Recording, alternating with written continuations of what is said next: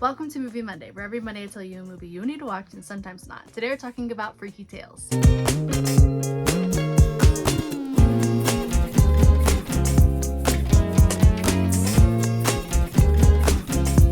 You know that movie that came out last year that you fully intended to see, but maybe you didn't. Maybe you watched the trailer, maybe you added it to a watch list, and then somehow it just maybe kind of like vanished from your radar. Well, that was Freaky Tales for me. It came out last year, it's an hour and 47 minutes long, and it's categorized as a comedy adventure. And after watching it, yeah, this is officially how did we all miss this movie? The cast for this movie is huge, drastically stacked. I'm not even gonna attempt to list half of the cast, but some of the highlight people for me in the movie are on the screen now. These people were super awesome, but again, there were so many more awesome people. The entire cast, bangers. This is definitely one of those movies where you'll keep saying, wait, they're in here too? So if you're like a cast forward watcher, this movie might be for you already. But if you're more into that behind the scenes information like ratings, writers, directors, producers, all that information should be on the screen now. So here's how I finally watched Freaky Tales. I almost saw this in theaters, like almost. I was right there. But for some reason I made a last minute decision not to go.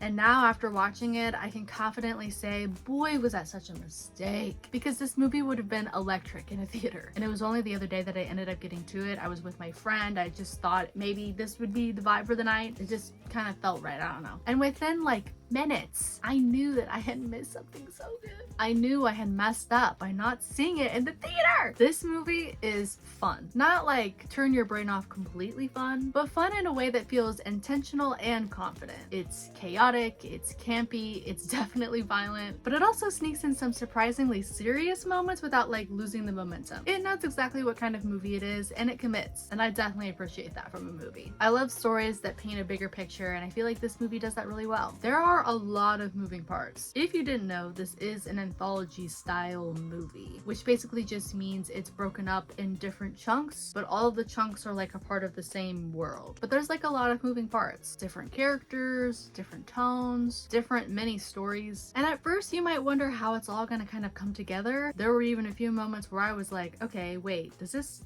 fit? But every single time the movie just wrapped it all the way back around. And by the end, everything felt connected in a really satisfying way. Nothing felt too long for me. Nothing really dragged. The pacing actually surprised me in the best way. Tonally, the movie, I think I already said it. It's campy, it's violent, it's chaotic, but it's also kind of playful. It takes itself seriously without taking itself too seriously, if you understand, which can definitely be a hard balance to pull off, but I think this movie nails it. It's very like style driven, character driven, confident, for sure confident. Even if I couldn't fully articulate the message while watching, by the end of it, I definitely was like, yeah, that worked. And performance wise, there were some clear standouts for me. I'm gonna be so real. I don't want to butcher anyone's name, so I'm gonna put the three that I thought were like the most goated out of the whole thing. They're right here. They were sick. They were awesome. I was flabbergasted at yes, that's all I can say. Yes. And genuinely, it's always a pleasure to see Angus Cloud on screen. I know I didn't include him at all in any of the people that I've shown, but I did want to mention him.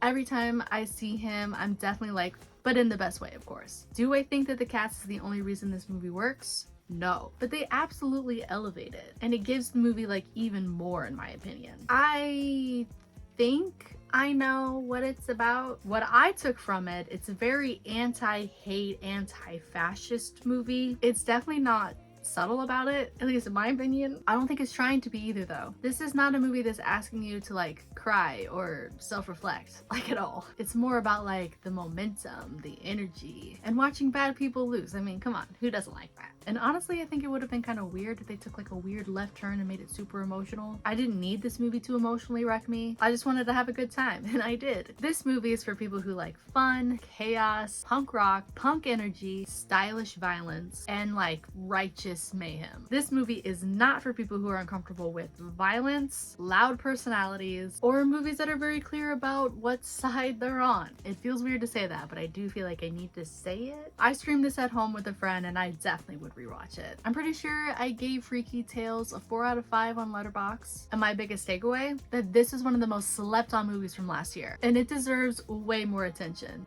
hence the video. Have you seen Freaky Tales yet? If you liked today's video, make sure to give it a like. It definitely helps the channel out. And make sure to let me know in the comments what movie you think I should watch next, whether it's a movie from last year or this year or from 20 plus years ago. I am always open and down for your recommendations. But if you haven't seen Freaky Tales, I definitely would check it out. I hope you guys all have a good day, and I'll catch you guys in the next one. Bye!